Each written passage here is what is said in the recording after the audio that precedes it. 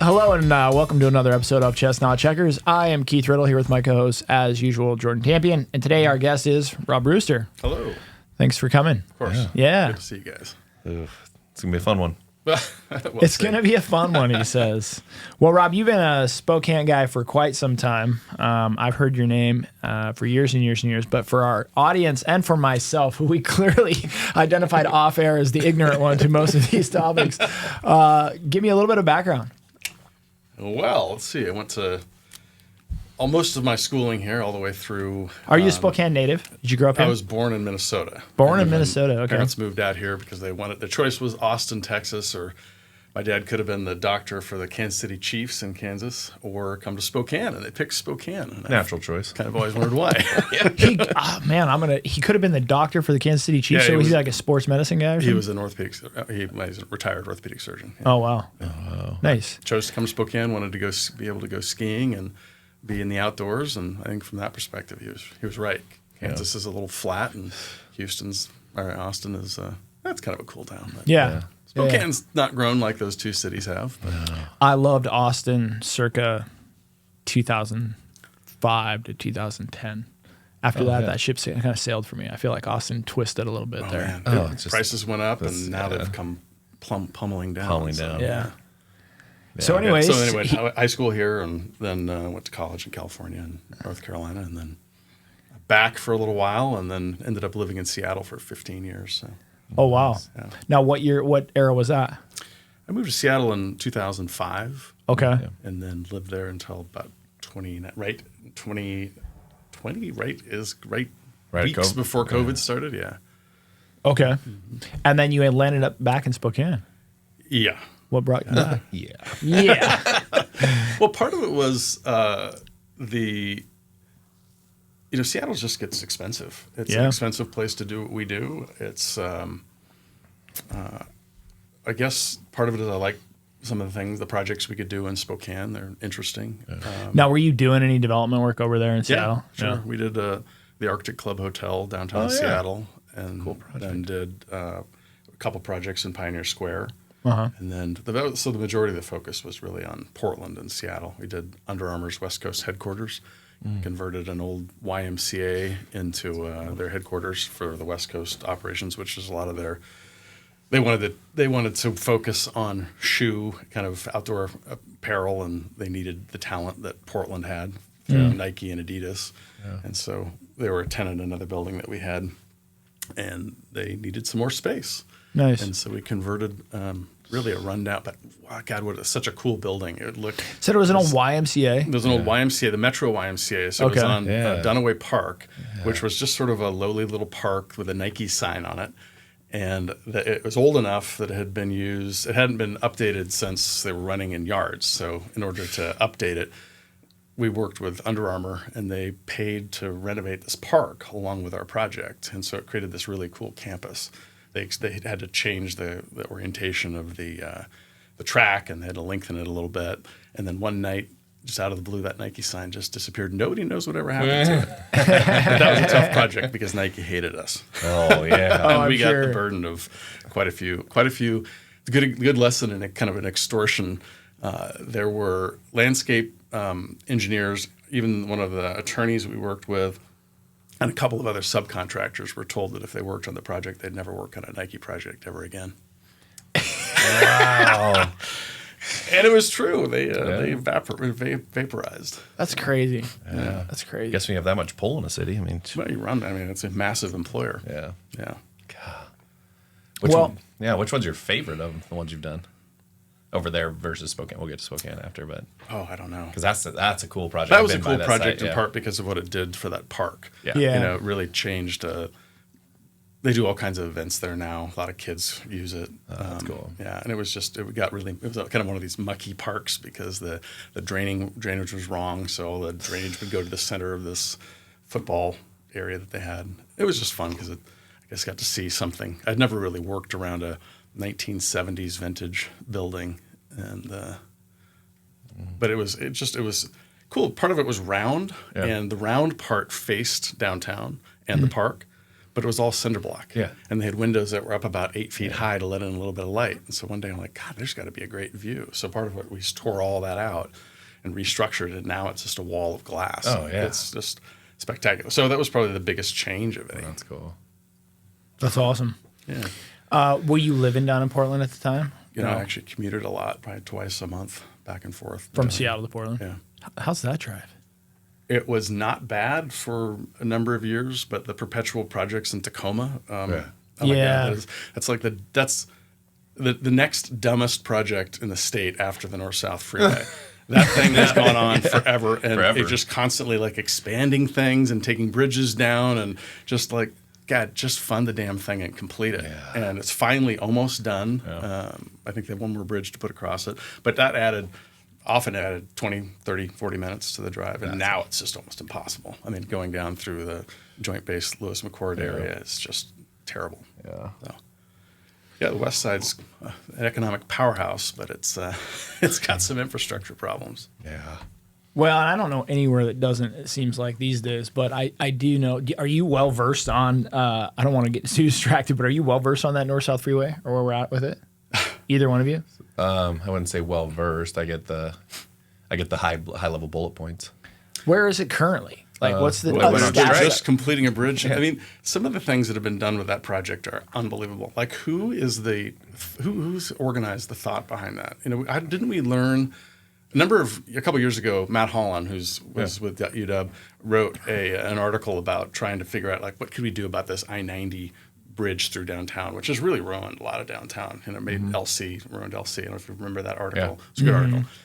But then we go out and we build the same damn thing out in front of Spokane Community College, like this big monstrosity coming across the river and across right through the very front of this campus. I thought it was an odd placement to begin with. Like, it's the cheapest placement, right? Because you can get that parking lot land for cheap. But I remember I was at Snap when they bought the apartment building that the newest expansion's on.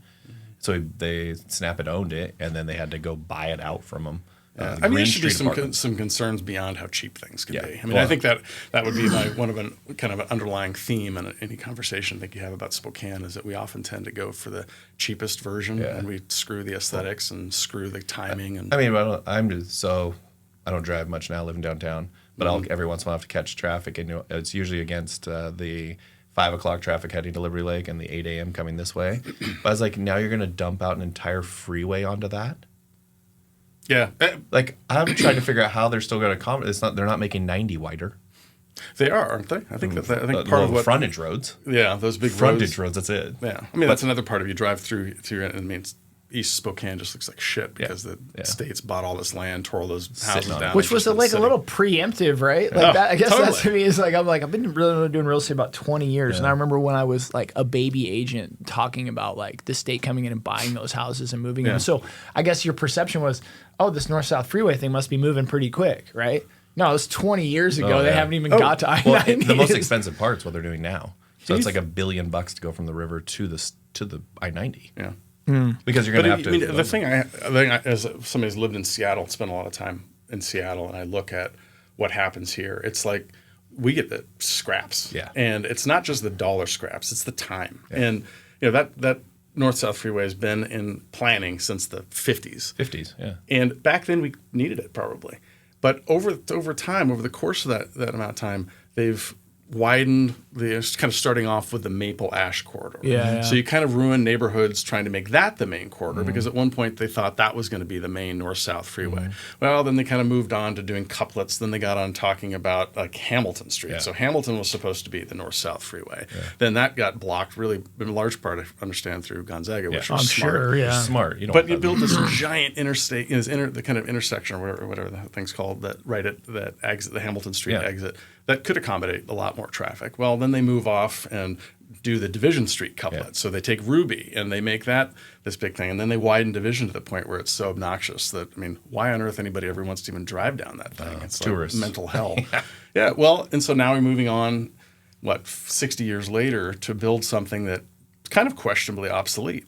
I mean, had the city focused on rail and doing light rail systems and things like that other cities like Tacoma. Yeah. People always say, Spokane's too small. Well, no, it's not. Tacoma did it. The same as Seattle now has a better system. Portland's got probably one of the best systems. Yeah. And there are a number of systems throughout California that we should have been working on that. So instead, we just dick around with this north-south freeway that's still not done. I mean, they built a bridge to nowhere I still don't. now. I mean, for me, just looking at an aerial map, it's like, I don't know why you didn't shove it over Argonne. I get that's out of the downtown core, but like that to me is like, it's already a thoroughfare, and it's like, there's nothing over there. Why wouldn't you just shove it right down Argonne? Yeah, I'd say the only positive from it was Jim Frank opportunistically taking down a site that doesn't make sense if there wasn't that freeway out there. Oh, the Meadworks. The Meadworks. That's about the only Well, piece of I don't know. I think it could be a real benefit to Hilliard. I mean, the Hilliard neighborhood is a great neighborhood, and providing better access to it. I'm big on Hilliard, man. I love we're gonna pull up the episode, which was like 40 ago, where Keith tells me Hilliard is the place. And we've had 5 people since go, hey. Well, you got people that have needs up there, and you've got infrastructure that's pretty cool, like the historic infrastructure, and they had the rail right of way to use to build that. So I mean, that part of it I think is great. It just irritates me that then you get to this big bridging thing. That Well, now I got to go buy land up in Hilliard, because if I don't, I'm going to look really dumb in another 10 years. They're like, didn't he talk about that place being a... Oh, yeah. Well, and I think you have the rail there. So the NEPDA, that's what we talked to Cathcart about. I mean, I think that sets up, so you have manufacturing, bigger roads. I don't think it's overall bad. It's just, to your point, it's the most inefficient kind of. They're going to have to redo sections of it before they ever finish it. We don't got to get falling already. We don't got to get stuck on that. I just was curious if either had the update. What I wanted to say though, and this is what I find the most frustrating, is if you look at what was done in the span of 15 years in Seattle, you have the viaduct, all of it. You have all the viaduct. You have the work on 520. You have the viaduct that got torn down and rebuilt in a new tunnel. You have all of the light rail system that's been done. You have the redoing of I-90, all within about a 15-year period. Yeah. And it's done. And it's billions of dollars. Way, way, way more than even this project is per capita. Yeah. And we still can't get this one done. It's just such a lack of leadership. But then you have to also look at places like the Columbia Crossing, where I-5 comes between Portland and Vancouver. I mean, that thing is just waiting for an accident to take it down. It's a mess. The state can't get that together. And so we have a huge infrastructure problem, but Seattle doesn't necessarily. No, I think that's the general consensus. But my high level one was the workers went on strike. So the unions went on strike, and so that's all the people that drive the trucks. When's this? The last 6 months. I don't even know if they're out of it. So for the last 6 months, they haven't been able to move anything. So that's where work stopped. Oh, outside of maybe the bridge building. But this one over here, north south. So the bridge just ends right now at Mission. So that's why I was curious if there was at all anybody has a tentative completion date. Well, I thought they said 2031. 2031. Yeah. So we said so the funding was there. Funding was there. Then it was taken, and then it got back. So then you're expecting in the next 5 years for them to do the hardest stretch in a third of the time. Because that means you're shutting down 90, right? You can't just put intersections onto 90 without shutting it down. I'm like, this is going to be... it's going to be awesome. Yeah. So, but I just think we should have focused on something else. Now we're going to have to figure out, what do you do with a street-like division that's so hideous? I mean, they're talking about road dieting it. Well, it probably should be. Yeah. And I know there are a lot of people against it. But I don't know. It still takes 20 minutes to get from the north-south freeway to Maple. But if autonomous cars become a true thing, then you don't need things like the north-south freeway. You division places like that. You wouldn't have the traffic. You'd have this monitoring system that between cars that regulate themselves, and it's a hell of a lot more efficient than humans driving these things. And it feels like it's becoming. I mean, the last 5 years have been kind of radio silent on these kinds of cars, self-driving cars, but all of a sudden it seems like it's picked back up again. I did Waymo when I went to San Francisco. It was awesome. It is the coolest I'm an early adopter. Autonomous driving car. In Phoenix. Autonomous Uber. So then are they all Teslas? No, they're all Jaguars. They're all Jaguars. And so you hop, me and Joel did it, and so I'm like, we got to test this, right? And you go in and you can watch the screen, it's talking to you the whole time, kind of communicating, and then it's pulling up these hotspots of people, it's identifying everything. You can see the sensor doing it, and it was awesome. But it's funny, I think people step into these things, you're like, oh my God, I'm afraid of this, it's not going to be. And if after about 2 or 3 minutes in the thing, you're like, wow, I mean, this thing's a far better driver than most drivers are. I mean, they don't get distracted. They're great. And me and Joel were doing meetings in the back. I'm like, this is perfect. Like, you're not even worried about driving. So, and it's cheaper than Uber. Yeah, I don't know. We'll see what happens. Well, it makes sense from just a logical standpoint. If you think about it, like even a good Uber driver, right? It's sight and hearing, right? It's sensory. Like they're paying attention to what they see and what they can hear, but like they don't know what's 20 yards behind them coming at 15 miles an hour over the speed limit because they don't have a sensor in the back of their head. And this it sees 2 stoplights ahead, so then it's like tracking that piece of it. It's rerouting you. I mean, if we all switch to it eventually, then they're all going to be talking to each other, and so you don't even need stoplights because they can go through and know the timing, the sequencing, and things like that. I mean, it really would make things safer. I totally am on board with it. I mean, Jay Leno or somebody had an interview a number of years ago about the benefits of it. I think 44,000 people are killed every year in traffic accidents. It would reduce it to like 4,400. And it's a hell of a savings, but we're still like, but what happens when one of these cars hits somebody? I don't know. But that's a hell of a lot better number than 44,000. That's what we should be focused on. Anyway, it changed the infrastructure of cities, and I think we just keep investing in things that are not thinking about what that infrastructure should look like. Instead, we're still building infrastructure that was originally designed in 1950. Yeah, versus if you took a light rail out north. Yeah. Right. Match it to the existing rail structure. Yeah. And then take that. Rail is so much better than busing, but that's another story, I guess. Well, like the STA stuff, because we're in Peyton projects like right next to it, right? So you have guys from New York come in, and some are really excited because you're right next to a hub for transportation. And then I'm like, just don't do the research because I think about only 5%, like only 5% of their budget is covered. Yeah, their 5% of their budget is covered by fares. Yeah, 5%. That's crazy. And don't quote me on that, but I was like, I'm pretty positive that was one of the state. And I'm like, wait, if I had a business that brought in 5% of the revenue to cover expenses, I'm not around for very long.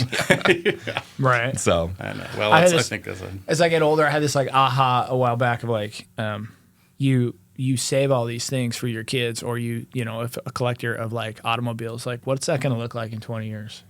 Like when you can't buy gas, right? Or nobody's around to fix it, right? Yeah. Or you can't. You're only allowed to drive it with a special permit on certain days of the week. It's like throwing your kid the keys to the Porsche and being like, "Here you go." That happened with horses, right? At some point, they weren't really allowed to be on city streets anymore.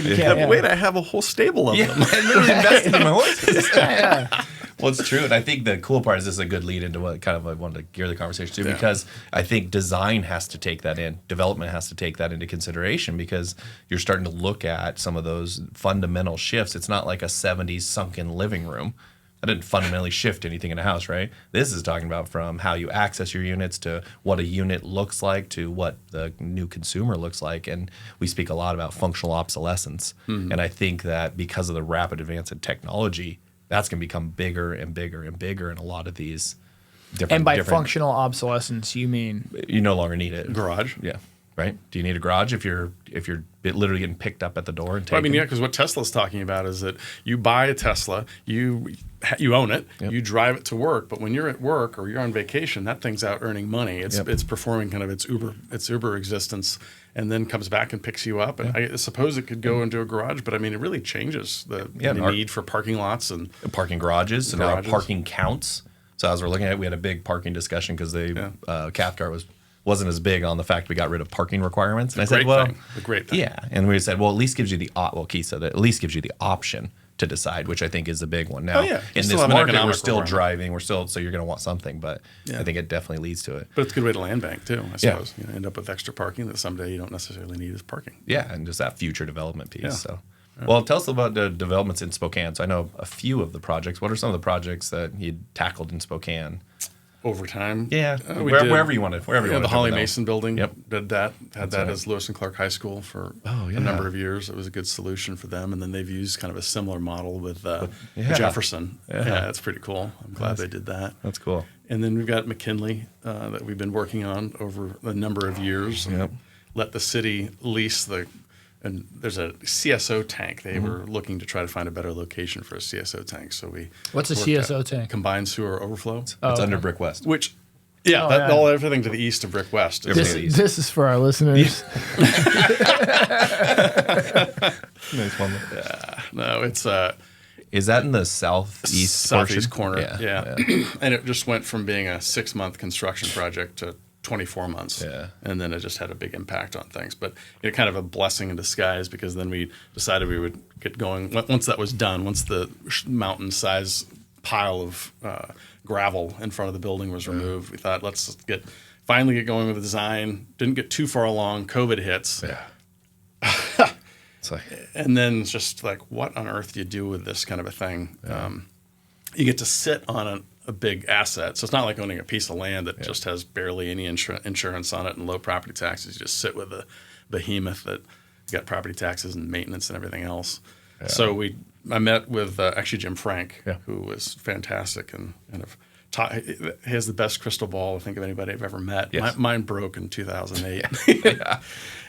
But he kind of sat down and he said, this is in May, June of 2020 after we've decided just to hold off on things. He said, if this work from home thing, I'm like, what work from home thing? He's like, well, if this work from home thing keeps going, it's going to become a habit. And if for 6 more months, his projection was 6 more months of work from home in 2020, that we'd have big problems with office space and commercial office space, and it'd bleed on to other things. And he said, don't do that as an office building. So anyway, we held off. But man, that guy was so right. And you look at what's happened in all these cities, downtown Seattle and Portland. Portland is just blown out. I mean, it's awful. Spokane just the same. But then we decided to start working on doing converting it to residential. And of course, the Spokane zoning is so bad that we had to go convert it from a light industrial use, which most cities allow you to build anything that's kind of higher and better. So you could do light industrial, or you could build office, or you could build retail, or you could do residential. Right? But at Spokane, you can't do residential on urban, which is just it's on light industrial, so ridiculous. So then we go through a process with talking with city council members, including Cathcart, who was really great. I mean, all of them were good and positive. And there was an opportunity for one of them to take the project as sort of like a pet project and take it through a 2-month process of changing the zoning. Because, I mean, my thing with zoning, I hate zoning. I think zoning is the dumbest invention, and that's another remnant of the 50s and 60s that we've stuck with. And instead of working with us, they kept thinking, well, I'm worried about the politics behind it. Like, you work on one project. Geez, what does that mean for another project? I don't know. Pick a project. Why? Right. Why do you have this kind of attitude? This is just like so childish. So none of them would pick it up. In part because you got guys that are neighbors around there that started whining about changing it from light industrial to residential, as though that was going to set the wrong precedent for the neighborhood. Like, but the city invested like $18 million on Sprague there, and where's the return? How, if you just sit around here and you twiddle your thumbs and wait for somebody to come along, where's the return? And so eventually we just said, screw it. And we wanted to, there's a kind of a neat triangle that's formed by Sprague and then the 2 railroads that go up there. And we thought, if we could just get this whole area rezoned as residential, because it's small, there's a lot of junk yards, it's crappy warehouses. There's some really fantastic businesses there, but there's also just a lot of junk. So south of Sprague, it's zoned multifamily, but those are great little houses. Like, why would you want to have those be converted to multifamily? It's a nice little single-family neighborhood. It's whatever they want to do. It would be nice. And that's created a whole different set of problems. So we wanted to get the area north of Sprague rezoned as multifamily, and the neighborhood, including one in particular prominent neighbor, just threw a fit. I mean, just a childish fit about why that shouldn't be multifamily. So we said, all right, well, I guess we thought we'd make it so that if we started a project, it would help develop more projects, because these projects that stand all by themselves in the middle of nowhere are more difficult. It's a pioneering project, and if you don't have other people participating, I mean, I don't want to do something on an island. It doesn't make any sense. I mean, and that's been kind of one of the problems we always had, is trying to be doing something to kickstart something, to get something going, build south of the railroad tracks or build out here. I'm like, good God, if you can't get people on board and helping these things just have flat tires to begin with. And so we ended up just having to go through a traditional process of getting a zone change. It took, because the deadlines are like this dumb deadline of October, which is like so arbitrary. Thing, one time a year. So bad. Once a year. Once a year. And if you miss that deadline, it is an entire year. I mean, so we were not in that position at that point. So we missed the deadline and ended up getting everything ready, had to hire an attorney, have to go through the whole process. So, $150,000 and 2 years later, you get a zone change. Well, the problem with some of these things that I don't think anybody, City Hall cares about, maybe they don't even know to care about it, is you sit on a piece of property and in 2027, it's an awesome project. And if you got that thing done and permitted, it would just be fantastic. But a year later, all of a sudden, the market's totally different. Yeah. Same thing as with recent. If you got a project, you get like, okay, I'm going to get started in 2020, get going. It takes you a year and a half to get through a zone change, which is totally a waste of time. Yeah. There's nothing about it that it makes any sense. Yeah. And then you get ready, you've got to go through a design process. And people, so the whole permitting process isn't just about the amount of time it takes City Hall to look over some plans. It's about how long it takes you to start through engineering and all of the site planning and all of the architectural work, going back and forth with the city before you ever even get in for permit. Yeah. And going through this process. But if all this is slowed down so much that by the time you're ready to go, you've been dumped into a different economy, right. then you just sit. I mean, you're familiar with what happens when that happens. It happened in 2008. It's happened again, here in 2022, 23. You have escalating interest rates. And I always say that when the national economy's got 10 good years, which is fairly rare, but has 10 good years between recessions or depressions or whatever. Spokane gets about 4. Yeah. And the problem is if you miscalculate those 4, you're fucked. Right. Yeah. And that happens to a lot of people. And you Very look around this unforgiving. place, you look around Spokane. I mean, I've been to a number of the kind of meetings with mayors. Back with the last mayor tried to put together some meetings. And man, the common comments were, not only did now we miss the boat because interest rates are too high, construction costs are too high, now you're wanting utility connection fees. And now you're wanting all these GFCs additional costs. Yeah. Oh my God. They just pile on all this crap. But then, of course, they shove everything off the desk and they get everybody out of the room like, okay, so what are we going to do to be reelected? Like, I don't know. Why don't you, so they talk about housing and the demand for housing. And like, Spokane's got to build more housing. Like, the city needs to get out of the way. Yeah. That's what needs to happen. Yeah. That's tough. And we've taken 3 or 4 through that process, and it is mind-numbing. Well, But it's also under the assumption that you're going to get it. Well, that's why you can't start that's your why you can't design start your process. engineering Exactly. because if you don't get it. What zoning did you get? Oh, we got CC. We got CC2? best zoning, CC2, EC. So what's crazier is that I was working with them on not West Central, over just a base of Beacon, and I was like, they can overlay a zone. They could have overlaid Napa. They could have overlaid Napa that day. Yeah, that's what we asked for. That's what we wanted to do. Like, this is the stuff I didn't know until you get in, is they could literally just vote and say, hey, first example was MFT. City Council. City Council. So basically the first one was... during October? Or are you talking about like just anytime of the year. That's what I meant. When I year? said that we could have had a city council person grab it and say, hold our hand and go through like a 2-month process, they could have done it. No, it's even less. So I was sitting there. That was so we're at you have to backyard. involve staff. Yeah. Do you have to have have unanimous decision on that? No. Or is No, it just majority. So we were sitting there on the MFT. I owned the backyard with Matt right away. But the MFT used to be it wasn't citywide. They had this line that jogged, and I was like, Matt, this is super weird. The line just jogs around ours, and we want to build some multifamily. And so I went into Stuckert at the time. I was in there. I go, man, this doesn't make any sense. Like, if you just push the line out to Boone, we would be building. Oh yeah, that makes sense. It got voted, and the next week the line was moved. But there shouldn't be a line to begin with. And now there's not, so which is good, right? That's the next. But like, that's where I was sitting talking to Terry about it, and I'm like, we were over there, and I go, because everything's light industrial at the base of Beacon, so you can't do anything really creative in light industrial.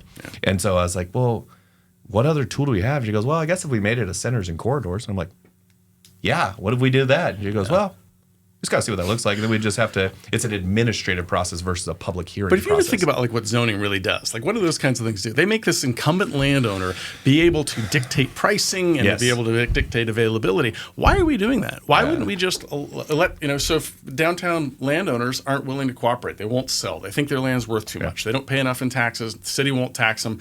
So why not just move zoning so that you could build a tower if you wanted to over here on this other side of town? I mean, it doesn't make, because all you're doing is making their land more valuable. You're making the incumbent landowner's land more valuable at the expense of everyone else, including the home buyers and renters and first-time home buyers and first-time renters.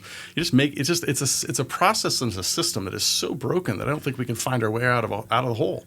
But all of those parts, like we were talking about, rezoning or moving the MFT lines or getting rid of the lines to begin with would be a huge help. Yeah.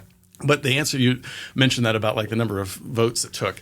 So we had full cooperation. For, like the city council people that we talked with all loved it, thought it was great. We're going to do the project. It takes a year and a half to get through this, $200,000, and the vote was unanimous. Yeah. And it pissed me off. I'm like, I wish it would have just been like 7-1 at least, because unanimous means they could have just done it to begin with. Yeah. Like you didn't even need to think about this. Yeah. This is so, but that's just the way we keep doing it. That's my this paperwork problem. You know, we've created these, and it's maybe how you're saying this out loud, because that's what I was thinking about. We had our office on Sprague when they did that East Sprague when they did that renovation. And the concept behind it is always sound, right? We're going to start here so that it ripples into the blocks behind it, and then we'll grow up a neighborhood. But they always stop at the first injection. Like I think of it with like the Brick West Plaza, because in theory it could be a parking lot, or it could have just been what it is now. And I was talking to him. So how it started was, I said, great, we had our easement because how it worked out. And I said, so what are you guys doing with over there? And he goes, well, we're gonna put the grass in, and then we'll maintain. I go, oh sweet, so you guys maintain this? Like, what do you budget? And they're like, well, it was about $100. I said, so you set aside $100 a month to maintain this? I said, there's got to be a better way than this. And so that's where it was, where I'm like, we spent how many million on CSO tanks, and then we set aside $100 a month to maintain them. Mm-hmm.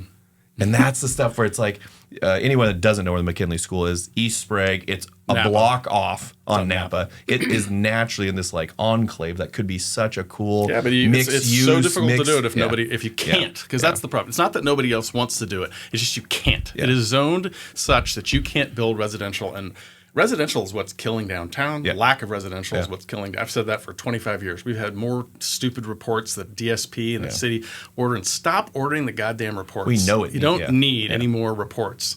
And yet they just keep ordering. I heard yesterday. Just got another one. What are you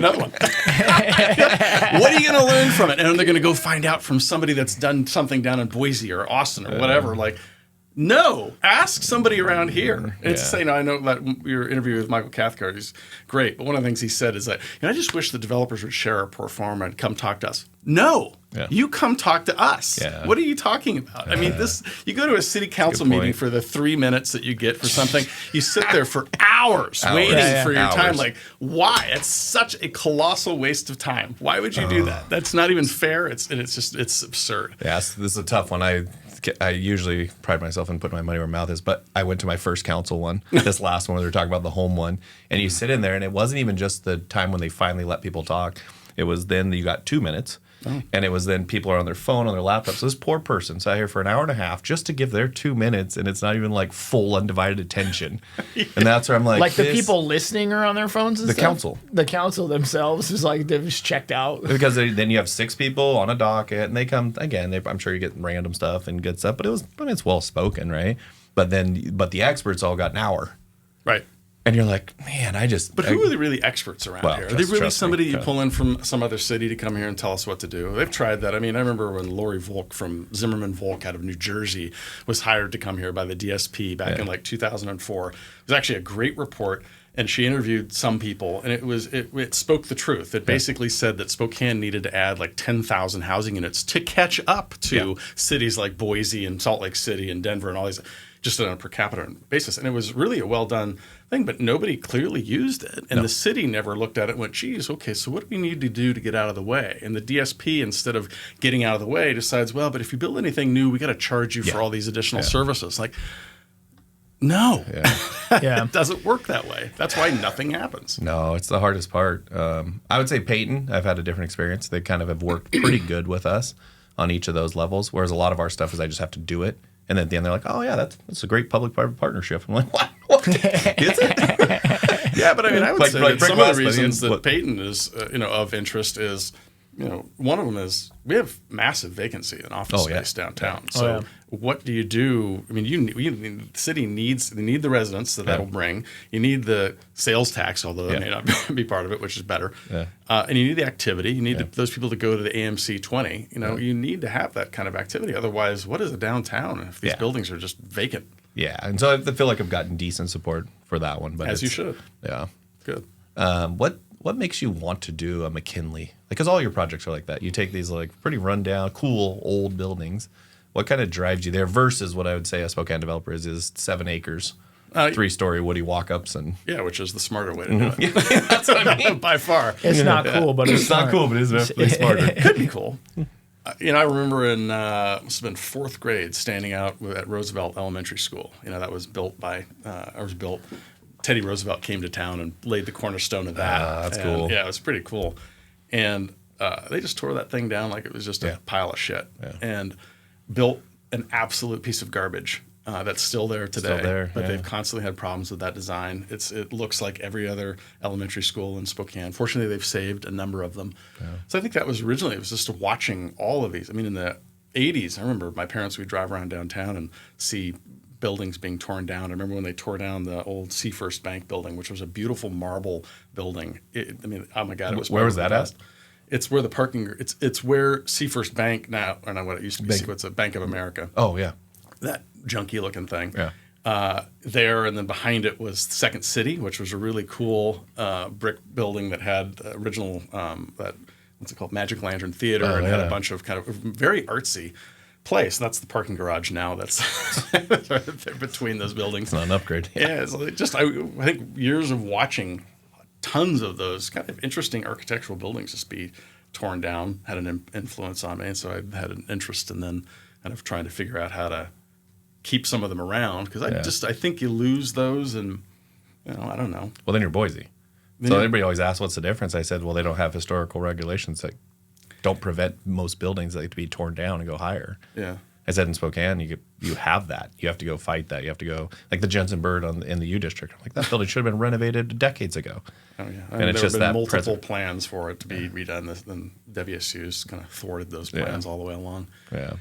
I don't know. I mean, because, and then from time to time, those buildings burn. I mean, I remember when somebody was lighting the buildings on fire, kind of arsonists took down a number of buildings south of the railroad track back in the 80s or 90s. And you just start losing those. Yeah. So that's finite. You have a finite number of interesting historic buildings, and they get torn down for a variety of reasons. But over time, you do end up losing your downtown. And you look at, there are things you look at in Seattle. I mean, over time's lost some pretty amazing buildings. And the stuff that goes up, kind of junk. I mean, by comparison, you see what gets done in a place like Portland where there's no sales tax. Yeah.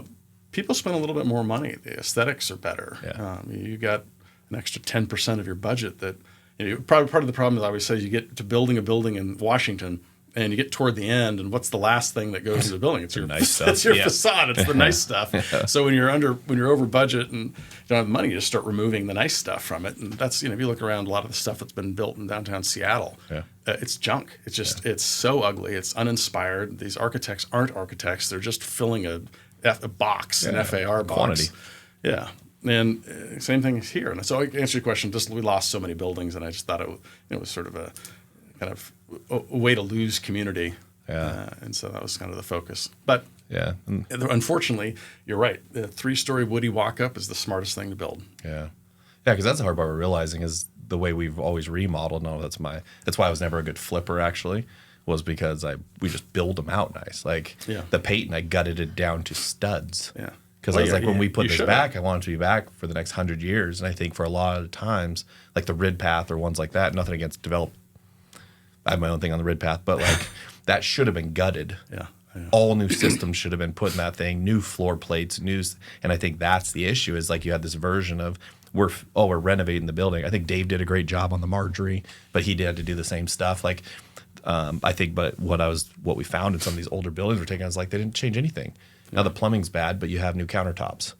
Like, all the aesthetics got and so they didn't. Part of the problem is, are you doing it with tax credits? Are you working we are. Yeah, we will now. I mean, part of the problem is that over time, the benefits that accrue through multifamily tax exemption or historic preservation, kind of the historic preservation, 20% tax credit with the federal government or the 10% or the property tax abatement in Washington State, ends up sort of moving over toward the seller, or it gets so absorbed in construction costs that it doesn't do you any good anymore. But on top of that, much like other regulations, we end up with regulations at the Park Service by people who have never been here, have never walked through these projects. This is one of the things that held up McKinley is that it has these giant hallways that are 40 feet. And we wanted to bring them down to being a normal hallway so we could expand the size of the apartment units. And Park Service 40 feet wide? Because they were used as their school for gymnasium and locker. Gotcha, It was a big open space, just on the 2 floors. but Park Service won't allow it because that's not what it was. And I always say, like, we're not building museums. I do not want to build a museum. This thing has to make economic sense. And so we're not going to do tax credits on it because it's just too much of a headache. It's too difficult. You actually get a better return by getting rid of those big giant hallways, converting the stairs into units. And I mean, it's a shame, but the programs that have been set out there slowly get eroded. Yeah. Yeah, and so like when ours, they said, why the Peyton? And one of the biggest reasons on the Peyton was it was already historic on the outside, and then the inside had already been gutted like 3 times. And so our only requirement on it was you could only drop the ceilings because they historically would have been tall ceilings, so you have to minimally drop. And so about a foot off what the existing. So all just the ceilings will be tall. Utilities. And then the other one was that I wanted to expose all the brick because it's just beautiful brick, but they wouldn't have had exposed brick historically. So now we kept all the furred out walls. But I was like, most people will try to go attack that, but that's a $3 million savings to that project. Yeah. Oh, I know. Yeah, so it's big enough. It still makes a difference on some it's a projects. huge difference. But my point is that some projects are actually, you can't even use them anymore because they've gotten so restrictive. And what I was going to next step to that is nobody will develop them. Yeah. No way, what? No one's going to develop them. Yeah, why would they? Because rents aren't going to climb like Seattle and Portland. We're never going to get there. And so there's going to be no financial incentive to, like I think of another really cool building is the Paulson building. Oh, yeah. That could be such a cool convert. And then I'm like, well, it just depends on what. The US but there's so much historic stuff in there. Yeah. From the marble, like if I had to put marble and crown molding back on everything. Well, you don't have to replace something that was removed. So No, if it was removed, but some of those haven't removed them. Well, you could do some things around them. I mean, those could be great, but the problem with a lot of that is it's just way too expensive. Yeah. You just can't afford to buy the property as an office building that's got current income, get rid of all that income, convert all that to housing under all the current. I mean, there's so many regulations now that everything from fire sprinklers to alarming systems. We're gutting all the way to the basement. Yeah, it's brand new sewer lines to the street. Yeah. Well, that's so whoever buys this from me in 10 years is going to have a brand new building. It didn't have to go through the stress. Yeah. So on the McKinley project, are you guys? How many units are you trying to stick in there? Well, so the idea is to put 29 in the existing building, and then a tap house in the corner, and then develop it's a 2.5 acre piece of property, and so we've got site plan for 3 new apartment buildings behind it. So we're working on that. So what's the total? 5 over 2s? The 3-story woody walk-ups. Yeah. We've been testing the 4-story. It's renting pretty good right now. I met with the contractor. It's been renting pretty good. Saved us. It's not much savings construction wise, but I was concerned about somebody walking 4 flights of stairs. But it's really 3, right? It's really 3. Yeah, because of that. So. Yeah. No, I think that's likely we'll do 3 or 4 stories. Yeah, because you have no density limit. No. I mean, we could tear we don't want to do it, but I mean, you could tear that building down. You could build a 15-story building, lot line to lot line. Not going to do that. But that's, I mean, probably around 170 units total. Because the problem, much less than 100, they're not quite as manageable. Yeah. Much more than 200, it's just too much for the site, partly because of parking constraints. Having nothing, I mean, I think the city was wise to get rid of parking requirements because, as we all know, we still have requirements coming from different angles. Yeah. True. And that's the redundancy in some of that stuff. Well, similar to like you're saying the zoning. I think a lot of it's just that like when you talk to those politicians and like, well, if I do this for you, what am I going to do for the next person? It's like they're using poor logic. They're using this like slippery slope kind of argument of well, if I do this once, I got to do it for everybody. It's like, no, you don't. No, you don't. That's not even a true statement. You're just using because it's a way for you to say no, right? Because you don't want to take a black eye or risk re-election or whatever. But it's the same with this development stuff as far as it's like the zoning is. I think the fear is or a common, it's like, well, if we remove all these zoning restrictions, everyone's just going to build whatever they want everywhere, and you're going to have this hodgepodgey feel of like, and it's like, no, you won't. No, you won't. Show me one spot where that's happened, right? Yeah, it's just not true. Because nobody's going to go build a 15-story skyscraper where it doesn't belong, right? No, but it starts taking the pressure off of downtown and certain areas. I mean, there's only a limited amount of real estate that we have, and there's only a limited. And so something Mike Cathcart wanted to say. There's a limited amount of real estate that we have physically, geographically. We only have so much, but there's only a limited amount of real estate that somebody's willing to sell or that you can do something with, and that number is way less than the amount that we actually have. So you need to figure out a way to help liberate more spaces, more pieces of property that could be used for higher and better purposes. Yeah.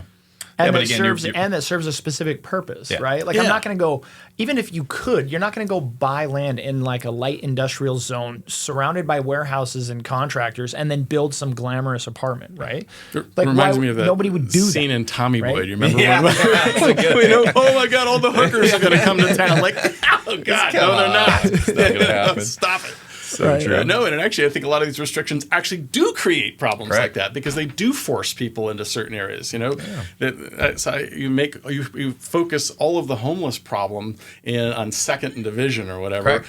Or instead of just letting it spread out so that it's more like what they did in Chicago with Cabrini Green, which was a terrible HUD project, which was full, just like 100% destitute people. They decided to tear it all down and start all over, and they mixed the housing in a way that you don't necessarily know you're living next to somebody that doesn't have a job, because what damn business is it of yours anyway? Correct. But it also helps inspire people to do things. So you can create a much better environment by getting rid of some of these stupid rules, zoning included, and move to a better platform. And if somebody wants to do something that's kind of creative, why not just be pragmatic instead of always saying no? So people want to see a project like McKinley go forward. Well, maybe understand all of the rules that are stacked up against it and figure out, okay, what can we do then to reduce a lot of that?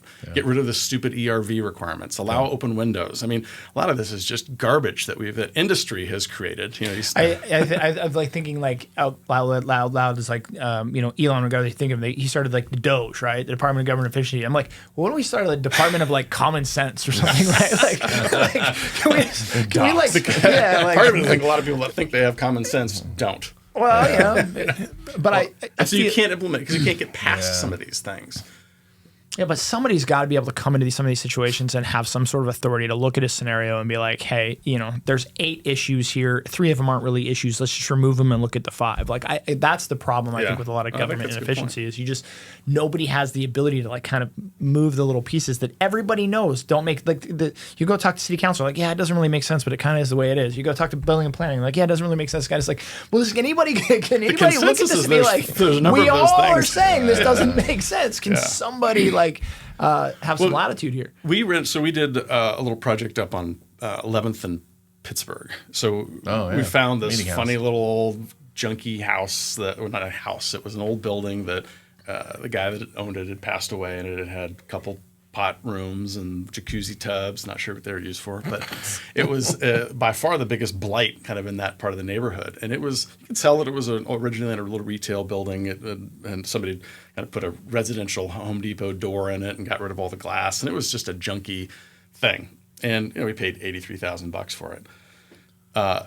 So you got to go through a process. So the city had passed an ordinance that allowed these variants, and what they were trying to do is encourage a lot of these little old commercial buildings that were built for commercial purposes that got stuck in residential zoning, and there was like 80 of them across the city. And I think it's true. I mean, you used to be able to walk to the Milky Way over in Cannon Hill Park at a little grocery store, and then that got converted to housing, and it happens all over the place. There's lots of them. And so the city wanted that to happen. They passed an ordinance that you can get a variance. Variances are not good. I think variance is a good idea. But anyway, they did pass this. We thought it'd be kind of fun just to see what we could do with this building. And you get started with this whole process. And the city has this just terrible concept of, all right, so if you want to do this, you got to go through a variance, which they weren't clear about to begin with. But the variance process is a nightmare. You're just basically like walking around town with a flag saying, hey, throw darts at me.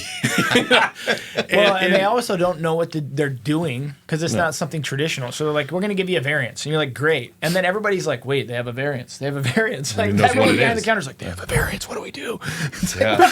You gave it to me. Well, you wanted it. The city wanted the variance. They want these. I mean, there are so many good things out there that can be done. And then there's this implementation process that we put together.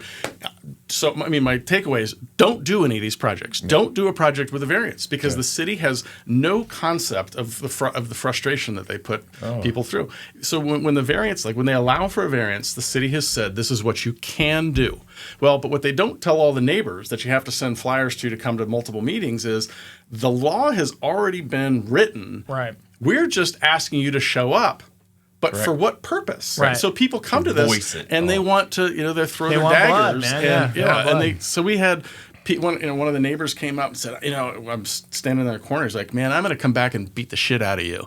I'm like, why? What did I do? He said, because I have a parking space. I have parked right in front of my house ever since we've owned this house since 1967. And I want that parking space. But I know that once you guys open up, people are going to take that parking space.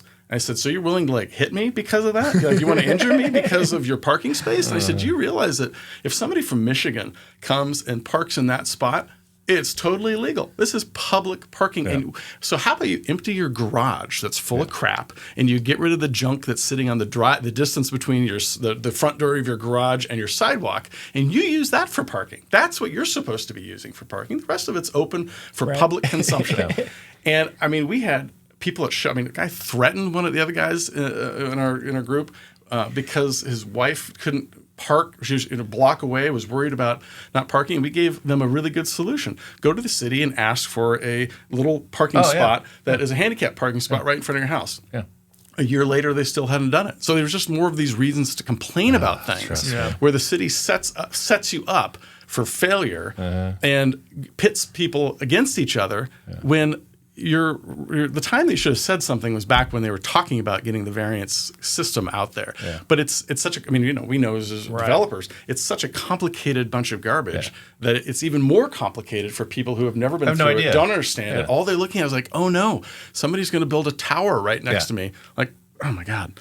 Yeah. So no homes up there would sell for more than like $150,000. A house across the street sat on the market forever. We do that project eventually. And all of a sudden, all the homes were selling for twice that. Yeah. People were complimenting. It's a beautiful little spot, right? It is. It's the Spokane way, man. I'll tell you that much. Throw daggers, And then all of a sudden it works. And they're like, oh, actually, we kind of like this thing. But wasn't that your idea to begin with? Oh yeah. So glad we supported you from the beginning because this made it a lot easier. But that hampers projects. Because why take it on? You just said that $83,000. Let's call it a $600,000 project. You just took on more abuse for a $600,000 project. Well, but you have to go through, like you're saying earlier too. You also have to pay $5,000 just to even go fill out a little form to hand to the city. You don't. The $5,000 could be maybe lead to a success or maybe it's a failure. I don't know. But why should small businesses have to put $5,000 down just to figure out whether or not they get a variance to do something? Change the hours that they're allowed to be opened, or the use of the property, something like that. It's restrictive and it's unnecessary and it's not pragmatic. Yeah. Well, you've been through 2008, and I would argue 2022 to 2024 has been an interesting recession of itself. What have you seen as the major differences between kind of the Great Recession and just what we've experienced the last couple of years? I think more people participated in the Great Recession. There were more people that were involved. You had home builders that were highly affected by it, land users. You had it basically, as an old banker friend of mine used to say, just be careful of the capital crunch. Yeah. So when those happen, which was 2008 and again in 22, when they're just all of a sudden lenders dry up, what happens to people who have a 5-year loan on a great apartment building and that's their life savings? And that's 2022 and 2008, but also in 2008 you had a lot of homes. You had a lot of these kind of different kinds of home loans that, of course, the banks like to blame on the borrowers instead of the programs that they put out so that they could make more points and fees on things. They're very similar in some ways, but I think more people were affected by 2008 than just more noticeable. I agree. More noticeable. So now, and this is a combination of not only high interest rates and trying to get things refinanced, but man, I don't understand how there has not just been a cascade of office building foreclosures. Yeah. There have. You look at Unico. You mentioned that earlier. That is a company that, they bought Montgomery Park in Portland, Oregon for about $130 million, something like that. And it got foreclosed and sold for 28. Yeah. That's an unbelievable loss, but it's not. I've not seen that many of them. A number from there. I just understand that the Rock Point got. Yes, we were talking about it before because I was like, it just sucks that a Little Brick West made the paper. I said, why don't they publish Unico handing keys back on Rock Point East? Basically, they bought it for $50 million. They owe their debt. I'm going to estimate here was right around 19. And they just handed the keys back. Right. I was like, but that didn't make, nobody even talked about it. But that's not good for us, not good for the community. Not good for anybody. No, but you know what's so much more interesting is just to belittle you or to have, throw the daggers out at a person that lives here instead of a big, who guess knows? It's Who's Unico? Unico? It's a big corporation. Who cares? I care. I think it's important. I think is the economy that bad that people are literally handing back buildings for tens of millions of dollars in losses? And why is anybody doing anything about it? Why? There's got to be some way to help. I don't know. Well, that's because the operating costs aren't there. Like the Chase building's for sale. Yeah. I heard it might have gone under contract. But one of the issues there is you have these fixed leases, but the expenses are going up 30%. And your leases were negotiated 10 years ago, and so they're capped. And so a lot of those buildings are facing increased costs.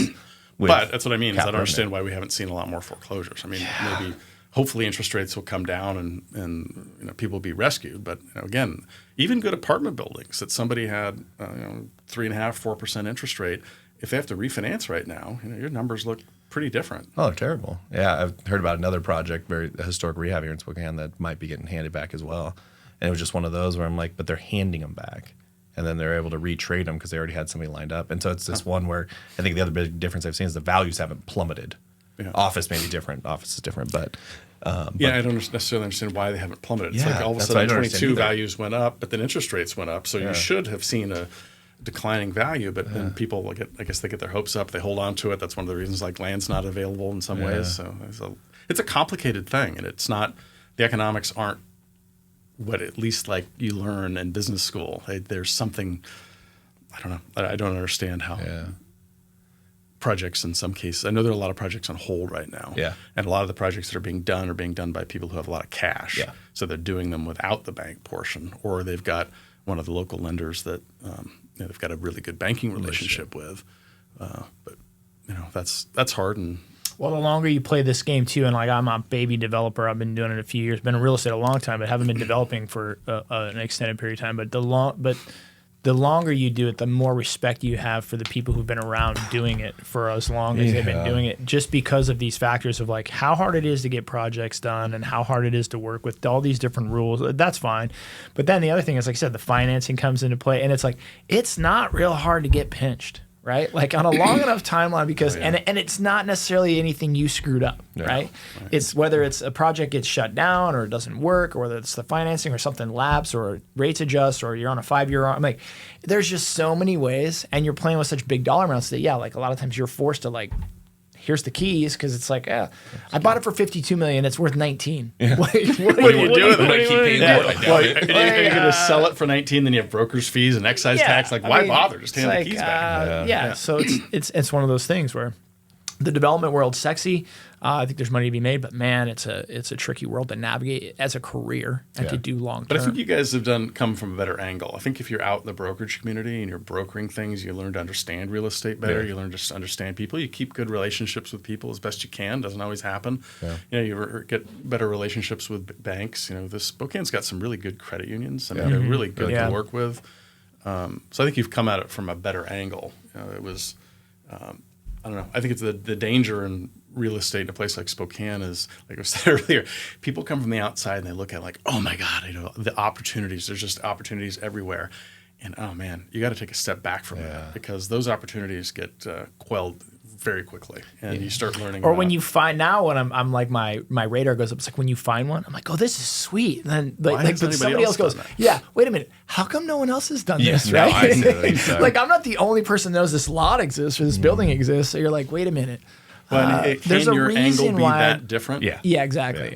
Are you a genius? You can't unless you're the owner operator, right? Yeah. And that's or use cash, or you know of somebody that needs to take it, or you're an owner operator. Those things certainly will help make it less risky.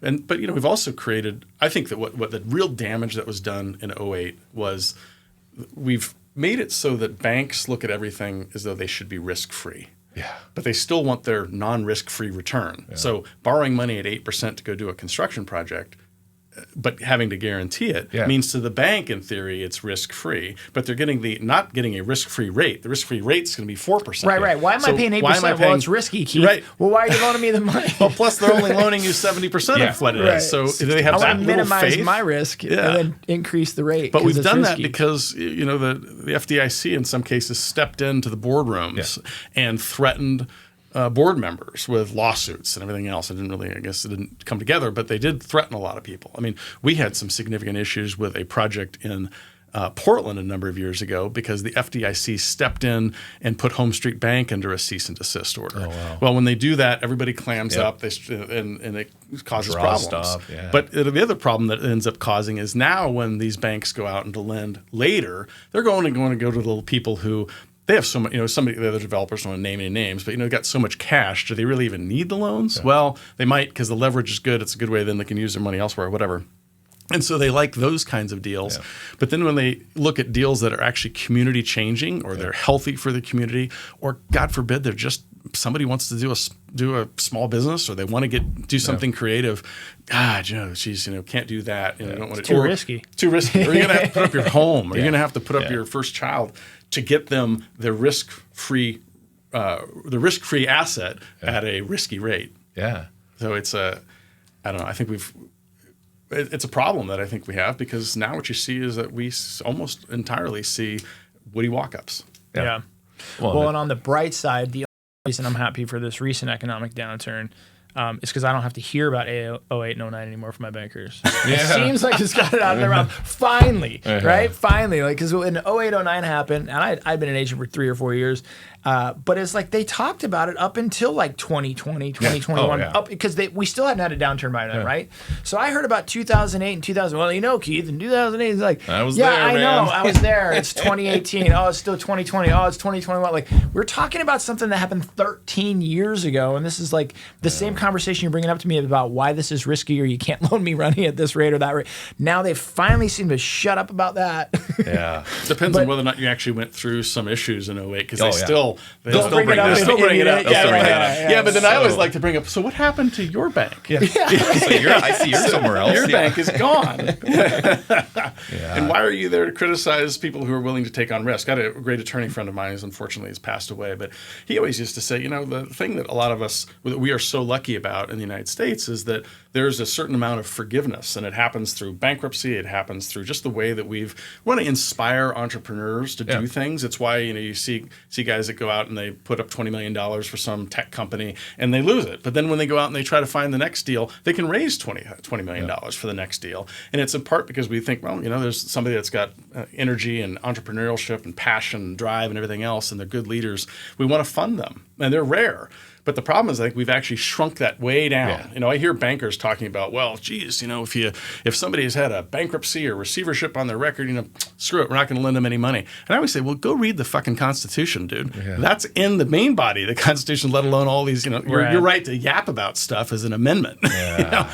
But it was all about trying to create an economic environment where people were given second chances. Yeah. And I think it's so important, and it's vital. And if we don't do that, we just continue to dumb things down, and we ruin the mom and pop businesses, because the only ones that are worth funding then are the wealthy developers that already have too much cash as it is, or Walmarts and stock companies that have kind of an ability to monitor and understand the risk. But we get rid of the really what makes us unique, and it gives us a culture. Yeah, I've never thought about it that way. That's actually a really good point. It's there for a reason, and a lot of these people that are out there doing amazing things, right? You do that stuff on a long enough timeline, and it's you're going to hit a snag. Right, here and there. And your identity shouldn't be tied with that, right? Like, you go start a corporation, a company or something, and it's big, a development. It's not one single individual's gain or loss, right? Yeah. And yet somebody's name's at the bottom of the paper or signs on it. But yeah, I think that. But I tend to look at a lot of these buildings, as infrastructure that's public infrastructure. It's owned privately. You own the Peyton building, but does that really mean it's yours? Is it going to be yours in 100 years? No. We won't be here, but it'll be here, and it's an important part, and it's part of what defines a city like Spokane. Yeah. I mean, think about the fight that was there for the Davenport Hotel for years and years and years and years. And had that project not happened, or they torn it down, what would downtown Spokane look like? I mean, way different. The SDA site was a hole in the ground for decades. These are important pieces of the infrastructure that we have, and the important part of why people want to move here, why they want to come tour around and look at the falls. And if we just dammed up all the falls, how interesting would downtown Spokane be? It'd be pretty damn boring. Yeah. And I think that we just have for whatever reason, we have dumbed everything down to try to make it as risk-free as possible. But the consequence of making it risk-free is that the uniqueness and the culture goes away. Yeah. Yeah. I remember on the Peyton, I got one of if I was building affordable housing or too expensive housing. So I had people saying, well, we don't have affordable here, but then your units are going to be too expensive. And I was like, it's just that weird Well, the affordable housing thing is a completely different. That's another disaster. So they have the low income. It's like, and so what's really hard is I think as a developer, what makes it even harder in Spokane is like I still look at the Garland as much flack as I got for taking a park and putting in a building, which I don't own. Actually, I was just kind of the broker, but was like in 5 years, that's gonna be one of the nicest districts. Oh yeah. It's going to be walkable. You're going to have people that want to live there. And then at the 5th year, they'll be like, oh, man, Keith, thanks for putting in those apartments. Yeah, but if they throw you under the bus every time, once you do it, once you take the risk, then you stop doing it. And then you influence other people to stop doing it. So why would anybody else want to take that on? Yeah, I always sum up Spokane's mentality a little bit like this, and I love Spokane to death, but it was to watch games with somebody, and within the first minute, Gonzaga basketball, they would do something like a turnover, and he's like, "That's it, we're losing. There's no way we win this game." And then, but it would be every game. So finally, I stopped watching with him because I'm like, I can't do this. And then at the end of it, I realized I'm like, well, you won either way. Right, you won you can be the because you were right. If you, And if they won, that's what you wanted anyway, and that's how I sum it up. Where it's like, that's not going to work. And then when it doesn't work, they're like, see, Jordan, told you that thing's not going to work. Yeah. And then like a Brick West where it does work, they're like, oh man, the genius. But that's on page 15. Exactly. And that's where it's like when you go to developer, you have to really have that thick skin, or what do you do? I mean, like it was one piece I noticed of that's kind of how it's approached. Anything that's not a woody walk up. Yeah. Nobody even talks about those. Nobody cares, right? And I think that's been one bigger issue.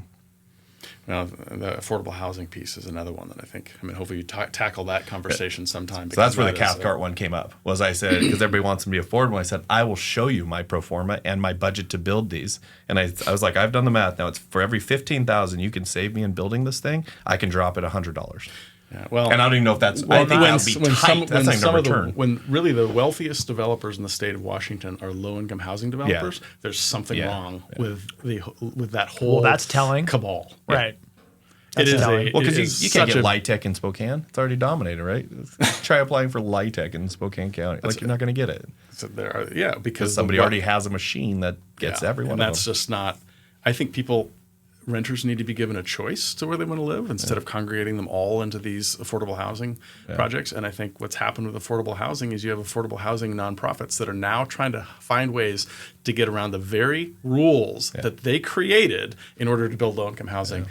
And it is a mess, and it's a terrible system that we have. Well, and the other fallout of that is my big gripe is they're keeping those people as tenants by encouraging them not to do the right things or increase their lifestyle because they can't have the government money to house these people if these people go get jobs and get out of here, right? Yeah. So there is definitely it's like you're trapping people too. I think it's very unethical to be honest, but.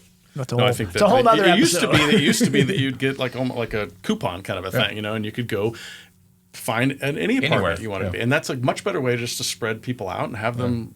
And they still have it, but it's like a 5-year wait list for those vouchers.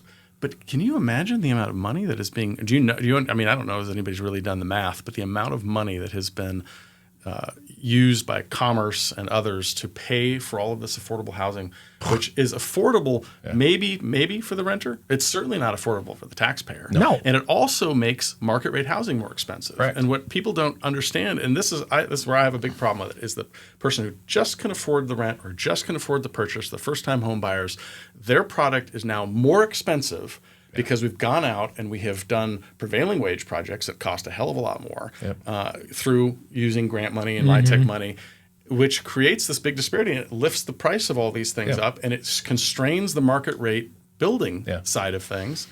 It's like when they put measures on the ballot and they give it some weird name. Yeah. Like, for the betterment of the children, Prop 7. And you're like, wait what? What does it have to do? I want things that are good for children, right? They call it affordable housing, right? They're like, it's another affordable housing initiative. And you're like, you mean that thing that makes all housing more expensive? That thing? Yeah, it's super hard. And it just creates that to your point, creates that competition there, creates that need to separate the pricing index. Well, if they let the floodgates open for market rate housing, just by its very nature, you would create affordable housing. Yeah. So that's what we need to do, and we need to get off of this idea that people who think highly of themselves are out there building low-income housing at the expense of market rate housing and at the expense of other people who can barely afford to get into the product to begin with. Yeah. No. God, so true. Well, Rob, thanks, man. Well, have to have you back on. We can do this all day. I love it. I'd love to have you back again sometime. I think there's a lot of topics we probably didn't even scratch the surface of today, but thanks for coming out. Yeah. Appreciate you Good being to see you here. guys. Thank you. Yeah. Doing good work in Spokane. Trying. Keep up. Trying. Yeah. All right. All right, you guys. Thanks for listening to today's episode. While you're out there, would you please do us a favor and give us a like, subscribe, or a follow, whether you listen on Spotify, iTunes, or YouTube. We'd really appreciate it. Also, if you don't mind while you're there, give us a 5-star review. Maybe write a review. If you have a favorite episode, feel free to give it a like. Thanks for listening. We really appreciate it.